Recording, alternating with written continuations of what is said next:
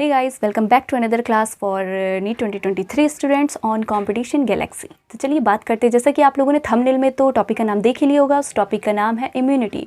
हर साल 1 से 2 क्वेश्चन का वेटेज रखने वाला ये अपने आप में बहुत ही इंटरेस्टिंग टॉपिक है। तो चलिए आइए बात करते हैं इम्यूनिटी के बारे में। इम्यूनिटी क्या होती है? इम्यूनिटी अगर किसी बॉडी में मतलब कोई होस्ट मतलब बॉडी, ठीक है, उसमें अगर इन्फेक्शन हो रहा है तो आपका इम्यून सिस्टम उसको रिकॉग्नाइज कर लेता है, देन उसको किल करने का काम करती है आपकी इम्यूनिटी। तो एक लाइन में अगर डिफाइन करें तो the ability of the host to fight the disease causing organism is confirmed by the immune system is called immunity. Immunity आपकी 2 टाइप की होती है। सबसे पहली जो होती है इनेट इम्यूनिटी, दूसरी होती है एक्वायर्ड इम्यूनिटी। जो इनेट इम्यूनिटी होती है ये आपके टाइम ऑफ बर्थ से ही आपकी बॉडी में प्रेजेंट होती है और ये नॉन स्पेसिफिक टाइप की होती है। ये ऑलरेडी 4 टाइप की होती है। सबसे पहली होती है फिजिकल बैरियर, दूसरी होती है फिजियोलॉजिकल बैरियर, तीसरी होती है सेलुलर बैरियर्स एंड चौथी होती है आपकी साइटोकाइनिन बैरियर्स। तो जो फिजिकल बैरियर होती है वो होती है आपकी ओवरऑल स्किन, जो आपकी बॉडी के ऊपर जो भी कवरिंग देख रहे हैं आप, वो स्किन की कवरिंग है आपकी फिजिकल बैरियर। और दूसरा इसका एग्जाम्पल है वो होता है आपका नॉस्ट्रिल, जैसे आपकी बॉडी के जितने भी ओपनिंग पार्ट्स आपको देखने को मिल रहे हैं। रिस्पायरेटरी पैसेज जो होती है उसकी इनर लाइनिंग ऑफ एपिथेलियम जो म्यूकस सीक्रेट करती है। फॉर एग्जांपल अगर आपको कोल्ड हो जाता है तो जो आपकी नोज़ जो बाहर आ रही होती है, नोज़ी म्यूकस जो बाहर आता है वो आपका क्या कहलाता है? इनेट इम्यूनिटी की ही वजह से वो बाहर आता है। देन उसके बाद होती है तो आपके फिजियोलॉजिकल बैरियर। फिजियोलॉजिकल बैरियर में आपका आता है acid in stomach, saliva in mouth and tears from ice. अगर आपकी आइस में कोई भी कंकड़ पत्थर या कुछ भी चला जाता है तो आंसू निकलने लगते हैं, वो एक किसका एग्जाम्पल है? इनेट इम्यूनिटी का एग्जाम्पल है। अगर बात करें तो ये फिजियोलॉजिकल बैरियर की कैटेगरी का है। देन थर्ड है आपका सेलुलर बैरियर। सेलुलर बैरियर्स मतलब होता है आपके ब्लड में जितनी भी सेल्स पाई जा रही हैं like leucocytes, lymphocytes, neutrophils and मोनोफिल्स।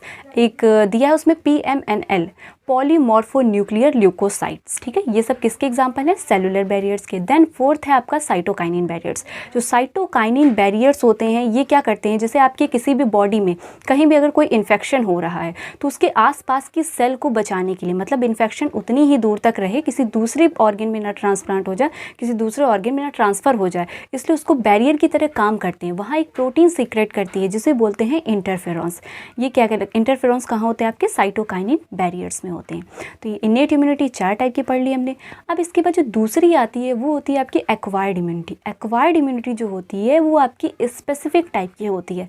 ध्यान रखिएगा, जो इनेट इम्यूनिटी है वो नॉन स्पेसिफिक टाइप की है और जो एक्वायर्ड इम्यूनिटी है वो है आपकी स्पेसिफिक टाइप की। तो जब एक्वायर्ड इम्यूनिटी की बात करें तो इसको जो सपोर्ट करने के लिए, जैसे आपकी बॉडी किसी होस्ट बॉडी में अगर कोई pathogen like bacteria, virus, dead organism या लाइव अगर है तो उसके बाद क्या करती है आपकी बॉडी उसके खिलाफ रिएक्शन प्रमोट करती है जिसे बोलते हैं प्राइमरी रिस्पॉन्स। उसमें क्या होता है आपकी बॉडी उस पैथोजन को क्या करती है? रिकॉग्नाइज कर लेती है, उसके खिलाफ एंटीबॉडीज़ बनाना स्टार्ट कर देती है, तो वो प्राइमरी रिस्पॉन्स कहलाता है। देन उसके बाद जब रिकॉग्नाइज कर लेती है, दोबारा अगर इन्फेक्शन आपकी बॉडी में आ रहा है तो उसको जब इम्यूनिटी क्या करती है? अटेंड करती है, तो वो कहलाता है आपका सेकेंडरी रिस्पॉन्स। जो सेकेंडरी रिस्पॉन्स होता है उसको वो आपको कौन से कंसीडर करती हैं? बी लिम्फोसाइट्स और टी लिम्फोसाइट्स। तो जो बी लिम्फोसाइट, टी लिम्फोसाइट्स ये आपके ब्लड में ही प्रेजेंट होती हैं, इसलिए इसको क्या कहते हैं? ह्यूमरल इम्यून रिस्पॉन्स भी बोला जाता है। अब बी लिम्फोसाइट जो सेल्स होती हैं उसमें क्या होता है कि उसमें आपके प्रोटीन निकलता है, उस प्रोटीन को ही बोलते हैं एंटीबॉडी। जो प्रोटीन होता है अगर उसके स्ट्रक्चर की बात करें तो जो प्रोटीन का स्ट्रक्चर होता है वो 4 मॉलिक्यूल से मिलकर बना होता है, जिसमें आपकी क्या होती है? 2 स्मॉल लाइट चेन होती है और 2 लॉन्गर हैवी चेन। जैसे कि एनसीईआरटी में एक डायग्राम यहाँ पर आप देख रहे हैं, इसको मेंशन किया है कार्टून के फॉर्म में, इसको आपको याद रख के चलना है। देन उसके बाद अगर बात करें, अगर एंटीबॉडी आपकी तो ये हो गई इम्यून रिस्पॉन्स पे क्रिएट करती है। उसके बाद जो बी लिम्फोसाइट्स होती है ये मेन होती हैं और जो टी लिम्फोसाइट्स होती है उनका काम होता है बी लिम्फोसाइट्स की जो सेल्स हैं उनको क्या करती हैं? सपोर्ट प्रोवाइड करती हैं, मतलब वर्किंग के लिए आप जितनी ज़्यादा कैपेबल होगी आपको सपोर्ट करती हैं टी लिम्फोसाइट्स। इसमें कोई प्रोटीन नहीं होता है, कोई प्रोटीन का सीक्रेशन नहीं होता, कोई एंटीबॉडीज़ नहीं बनाती हैं आपकी टी लिम्फोसाइट्स।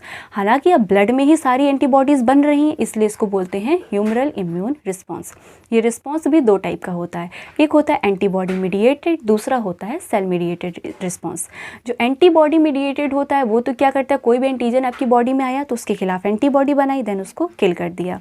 जो सेल मीडिएटेड इम्यून रिस्पॉन्स होता है वो सेल्स के बीच में होता है, मान लीजिए इसका मेन रोल होता है ट्रांसप्लांटेशन में। अगर किसी आपकी बॉडी का कोई ऑर्गन ख़राब हो गया, like liver, kidney, eyes, heart, तो उसका ट्रांसप्लांट जब किया जाता है तो ये डिटेक्ट करना बहुत ज़रूरी होता है कि पहले पहचाना जा सके कि जो इम्यूनिटी है वो मैच कर रही है कि नहीं। अगर किसी और ऑर्गेनिज्म का या किसी अदर एनिमल, सेम प्राइमेट का ही अगर आप ऑर्गन ट्रांसप्लांट करा रहोगे तो उसका ग्राफ्ट रिजेक्शन हो जाता है। तो लास्ट ईयर का क्वेश्चन है, पूछा गया ग्राफ्ट रिजेक्शन के लिए कौन सी इम्यूनिटी रिस्पॉन्सिबल है। तो सीधा आंसर देखिए आप, अगर ऑप्शन 4 है उसमें दिख रहा है सेल मीडिएटेड इम्यून रिस्पांस, अगर ऑप्शन में है तो टिक करिए, आगे बढ़िए, इसमें टाइम वेस्ट नहीं करना है। तो ग्राफ्ट रिजेक्शन के लिए मेन ही एक ही इम्यूनिटी होती है जिसे बोलते हैं सेल मीडिएटेड इम्यूनिटी, जिसको क्या करती है, ग्राफ्ट को रिजेक्ट कर देती है। मतलब अगर आपका ब्लड मैचिंग और टिश्यू मैचिंग नहीं है किसी ऑर्गन का, तो क्या होगा, ग्राफ्ट रिजेक्ट हो जाएगा। इसलिए इसको कहते हैं ग्राफ्ट रिजेक्शन के लिए जो इम्यूनिटी काम करती है वो होती है आपकी सेल मीडिएटेड इम्यूनिटी। ये पढ़ा हमने 2 टाइप की इम्यूनिटी के बारे में। अब एक और टॉपिक है जिसे बोलते हैं एक्टिव इम्यूनिटी और पैसिव इम्यूनिटी। एक्टिव इम्यूनिटी वो होती है जैसे अगर कोई पैथोजन आपकी बॉडी में एंटर किया, उसके बाद आपकी बॉडी जो होती है उसके खिलाफ एंटीबॉडी बनाने लगती है। एंटीजन के खिलाफ आपकी बॉडी खुद से एंटीबॉडी बना रही है, ये कहलाएगी आपकी एक्टिव इम्यूनिटी।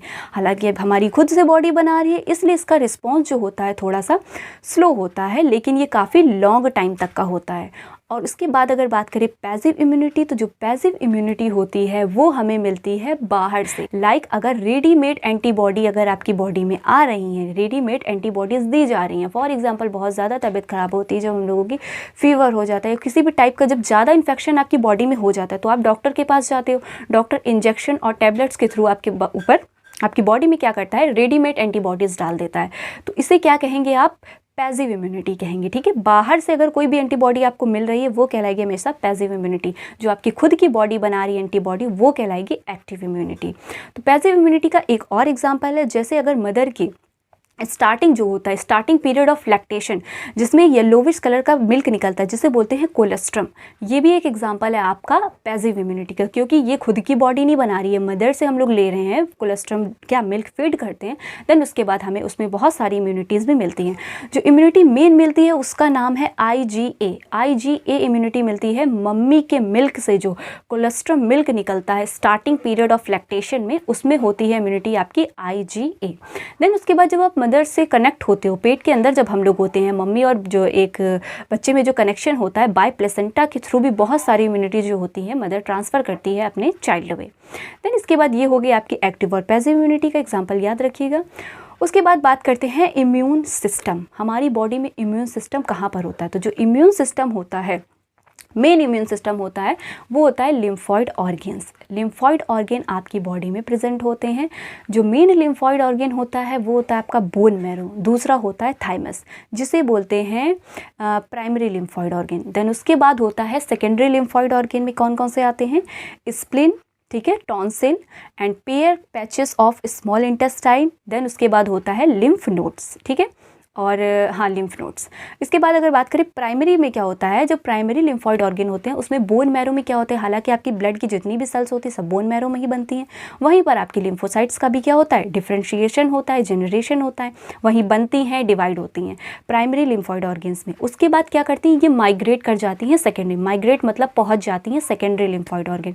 तो प्राइमरी लिम्फॉइड ऑर्गन में क्या होता है कि आपकी लिम्फोसाइट जो जनरेट हुई डिफ्रेंशिएट होती हैं और वो एंटीजन के प्रति सेंसिटिव होकर पहुँचती हैं, माइग्रेट मतलब पहुंच जाती हैं सेकेंडरी लिम्फॉइड ऑर्गन में। वहां पर कहाँ जाती हैं, स्प्लीन। स्प्लीन जो होता है वो एक बाइलोब्ड स्ट्रक्चर होता है, बीन शेप्ड का होता है, आपके लीवर के जस्ट पीछे अटैच होता है।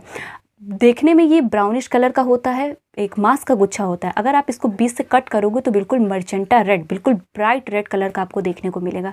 वो इसलिए क्योंकि ये क्या करता है, आपके ब्लड को फिल्टर करने का भी काम करता है। ब्लड में बहुत सारे माइक्रो ऑर्गेनिज्म होते हैं जिसको ये क्या करता है, ट्रैप कर लेता है। और कुछ इराइथ्रोसाइट्स मतलब आपकी RBC जो होती हैं, रेड ब्लड सेल्स, उनको भी क्या करता है, ट्रैप करके रखता है, इसलिए बिल्कुल रेड कलर का होता है।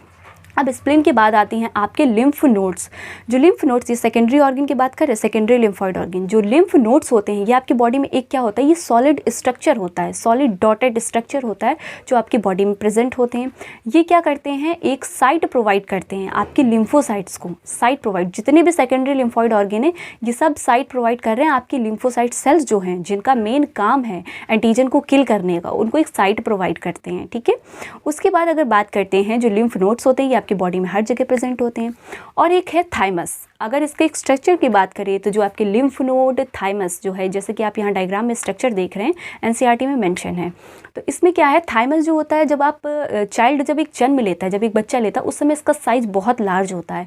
फिर आफ्टर ऑल एट प्यूबर्टी, जब तक आप प्यूबर्टी तक पहुँचते हो, उसके बाद इस थाइमस का साइज बहुत छोटा हो जाता है। फिर इसके बाद ये काम करना स्टार्ट करता है। अगर इसकी लोकेशन की बात करें, जो थाइमस होता है वो आपकी ब्रेस्ट बोन के बीच में, और जो आपकी जो बीच की जो स्टमन, हार्ट के near heart and beneath the breast bone, इसकी लोकेशन होती है। थाइमस क्या करता है, जितने भी आपके माइक्रो ऑर्गेनिज्म आपके ब्लड में जितने भी हो रहे हैं, मतलब चलते हैं, फिर उनको क्या कर लेता है, ट्रैप कर लेता है। ट्रैप करने के बाद किल करने का भी काम करते हैं, और एक साइट प्रोवाइड करते हैं आपकी लिम्फोसाइट्स को आगे बढ़ने के लिए। उसके बाद बात करते हैं लिम्फॉइड टिश्यूज़। जो लिम्फॉइड टिश्यूज़ होते हैं वो आपकी बॉडी में जो प्रेजेंट होते हैं, इनका काम करके होता है कि म्यूकस सीक्रेट करते हैं। अगर आपकी बॉडी में जितने भी आप देख रहे हो ओपनिंग पार्ट्स है, वो हर जगह से म्यूकस सीक्रेट होता है। वो क्या करते हैं, अपनी क्लीनिंग खुद से ही करते हैं। ठीक है, तो वो क्लीनिंग करने का काम होता है। एक फुल फॉर्म है माल्ट, MALT, जिसे बोलते हैं म्यूकोसा एसोसिएटेड लिम्फॉइड टिश्यूज। इसके अगर परसेंटेज की बात करें तो PYQ क्वेश्चन में पूछा जाने वाला एक है कि इसका कितना परसेंटेज होता है आपकी बॉडी में, इम्यून बॉडी में कितना इसका परसेंटेज होता है। तो 50% कंसिस्ट करता है आपका माल्ट, मतलब म्यूकोसा एसोसिएटेड लिम्फॉइड टिश्यू, आपकी बॉडी का टोटल 50% कंसिस्ट करता है। तो ये हो गए आपकी इम्यूनिटी के बारे में कुछ जो इंपॉर्टेंट पॉइंट्स थे, तो सारे रिकॉल कराए गए। इससे पूछे गए जो लास्ट ईयर PYQs है, एक्वायर्ड इम्यूनिटी से आया है क्वेश्चन, तो आई होप कि इनेट इम्यूनिटी से भी आ सकता है। तो अगर वीडियो अच्छी लगी हो तो प्लीज़ चैनल को सब्सक्राइब करना ना भूलिए, और ऐसे ही हाई वेटेज टॉपिक के बारे में छोटे डिटेल लेक्चर को पढ़ने के लिए हमारे चैनल को सब्सक्राइब कर लीजिए, लाइक करिए एंड शेयर करिए। Thank you so much for watching my videos.